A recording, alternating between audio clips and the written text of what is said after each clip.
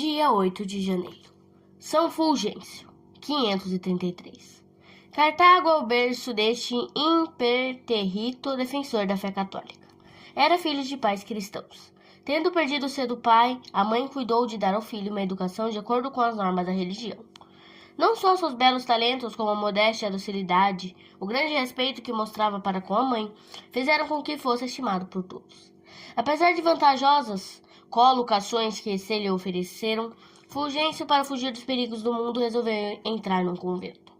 A leitura de um sermão de Santo Agostinho sobre a vaidade do mundo e a brevidade da vida levou-o a pôr em execução esse plano, sem demora. Dirigiu-se ao bispo Fausto, que era superior de um convento em Bizacene. Este não o quis aceitar, receando que uma pessoa nas condições de Fulgêncio não se pudesse ajeitar com a vida austera do convento. Fulgêncio respondeu-lhe com humildade: aquele que me inspirou a vontade de servir-lhe poderá dar-me a força de vencer a minha fraqueza. Fausto, admirado dessa resposta tão criteriosa, admitiu. Logo, porém, que a mãe soube da resolução do filho e da sua entrada para a vida religiosa, correu ao convento e, com ímpeto e grande pranto, exigiu a volta de Fulgêncio. Este, porém, venceu a tentação e ficou firme na vocação. O amor de Deus fê-lo vencer a voz da natureza. Entregou os bens à mãe para que os administrasse, até que o irmão mais novo pudesse assumir esta responsabilidade. A vida de Fulgêncio no convento foi a de um religioso modelo. De todos, o mais humilde e obediente. Ninguém como ele se penitenciava.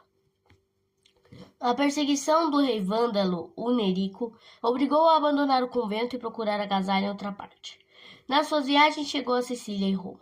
Passados 2 anos, voltou para a África, onde, em obediência a uma ordem do bispo Fausto, tomou a direção de um convento. Muito contra a vontade, teve de aceitar o cargo de bispo de Ruspa, uma das cidades mais populosas da África. Nessa posição, nada mudou nos seus hábitos religiosos. As práticas de piedade, as obras de mortificação e penitência continuaram-lhe fiéis companheiras até a morte. Como bispo, defendeu a fé contra os erros do arianismo e exortou os fiéis à perseverança na verdadeira religião. Grande abalo sofreu sua administração episcopal pela perseguição do rei vândalo Trasamundo, que o obrigou a comer o pão do exílio, em companhia de outros bispos católicos. Na Sardenha, para onde foram desterrados, viveram em santa comunidade, até que a morte do tirano lhes permitiu o regresso para a pátria. Neste ínterim, Fulgêncio escreveu diversos tratados contra a heresia ariana. Recepção carinhosa esperou os pastores exilados na sua volta a Cartago. São Fulgêncio dedicou-se então de corpo e alma à reorganização da diocese, na qual, durante a sua ausência, se tinha dado diversas irregularidades. Com brandura e firmeza procurou abolir abusos e restabelecer a ordem, onde as circunstâncias o exigiam. As virtudes que mais caracterizaram a gerência deste santo bispo foram a humildade, a mansidão e a paciência. Nunca se lhe ouviu da boca uma palavra que revelasse egoísmo, nunca lhe escapou uma expressão que pudesse melindrar, entristecer ou ofender o próximo. Não cedia aos impulsos da impaciência, por mais difícil que fosse guardá-la. Tinha por lema sujeitar-se sempre à vontade de Deus, nos lances muito duros da vida. A sua caridade para o próximo parecia não ter limites. O vivo interesse que tomava pelo bem-estar material e espiritual dos súditos garantia-lhe a simpatia e o amor de todos. Avançado na idade e sentindo a proximidade da morte, Fulgêncio retirou-se para um pequeno convento na ilha Cercina. Esta ausência foi muito sentida pelos diocesanos, que com insistência lhe reclamaram o regresso. Tinha os dias contados. Uma doença grave e dolorosíssima preparou-lhe o caminho para o túmulo.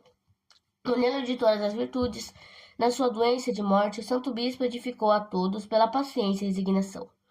Tendo chegado a hora extrema, mandou reunir todos os sacerdotes, exortou-os novamente à perseverança na fé verdadeira e ao zelo no serviço de Deus.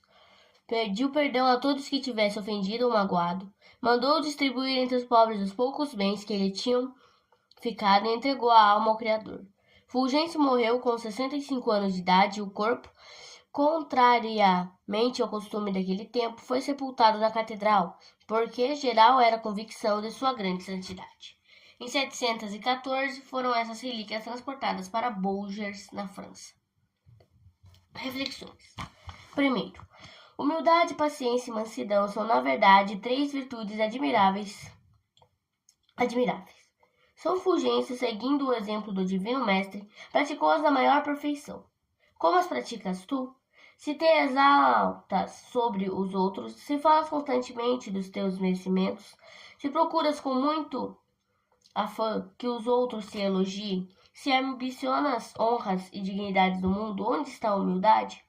Se tratas com aspereza ao próximo, se o injúrias e difamas, se o ofendes com vis calúnias e indignas maledicências, onde está então a mansidão? Se, em vez de sofrer com resignação a injustiça que te foi feita, se, em vez de levar tua cruz com conformidade à vontade de Deus, contra ela te levantas e prorrompes em altas queixas e murmurações, onde está a paciência? Seja a tua resolução para o futuro. De hoje em diante não me exaltarei contra o próximo. Nada direi para me enaltecer e gloriar, nem procurarei o elogio dos homens. Tratarei ao próximo com respeito e caridade, nunca com aspereza e injustiça. Na dor e no sofrimento, quer corporal, quer espiritual, nenhum sinal de impaciência hei de dar, mas pedirei a Deus que me dê a graça de sofrer com paciência e santa resignação. 2. Deus não nos revela a hora da nossa morte. Por que não? Para que não tomemos liberdade no pecar e não relaxemos na prática de boas obras. Santo Atanásio. Vontade de Deus é que estejamos sempre preparados para comparecer em sua presença. Deveis cingir os vossos rins e guardar as lâmpadas acesas em vossas mãos. Sede semelhantes aos servos que esperam a seu senhor ao voltar das bodas, para que, quando vier e bater a porta, logo que abram. Lucas capítulo 12, versículo 30, capítulo 12, 35 e 36.